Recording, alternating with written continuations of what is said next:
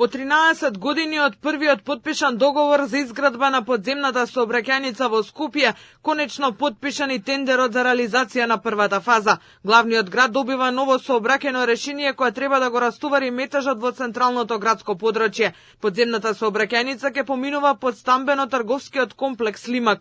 Улицата ќе биде долга 746 метри и широка 37 метри. Ќе има по 2 сообраќајни ленти во двата правци и 2 за потребите на јавниот градски превоз. Дополнително предвидени се и пешачки патеки. Во следната фаза ќе се гради кружен тек кај Нова Македонија, главната крстосница која води кон клиничкиот центар. Како дел од новото сообраќајно решение предвидена изградба на 2 кружни тека токму на овој потек на булеварот Кочо Рацин и улица Железничка, кои што треба да го растеретат сообраќајниот хаос во центарот на главниот град. Градските власти уверуваат дека со подземната сообраќајница скопјани ќе добијат побезбеден и побрз проток со паметни и современи решенија согласно европските стандарди. Граѓаните се надеваат дека за брзо време ќе се заврши проектот. Предпладне има и попладне кога се враќаат од работа и нагувака релаксирано, бар така јас мислам.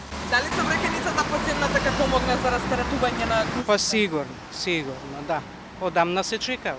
Белки ќе биде. Во Скопје нема да го реши сигурно, али ќе помогне доста. Па најверојатно, само кога ќе биде тоа реалност ќе види. Има тука инженери, архитекти. Они треба да кажат. Ама ќе растерете ли гужвата низ градот? Па не знам. Скопје. Овдека до горе до Црничи све една колона. И свирење, и нервози, и псување, и свашта. Договорот со турската компанија Лимак беше подпишан на 12 март 2012 година од тогашниот градоначалник Коце Трајановски и инвеститорот требаше да изгради подземната улица. Градежните активности почнаа 6 години подоцна во септември 2018. Тунелот е веќе изграден. Во кампањата за локалните избори 2021 година тогашниот градоначалник Петре Шилегов ги промовираше проектите за кружните текови и тогаш рече дека по завршувањето на изборите ќе почнат постапки за нивна изградба, но ништо од тоа. И за време на 4-годишниот мандат на Даниела Арсовска работите не мрднаа од мртва точка.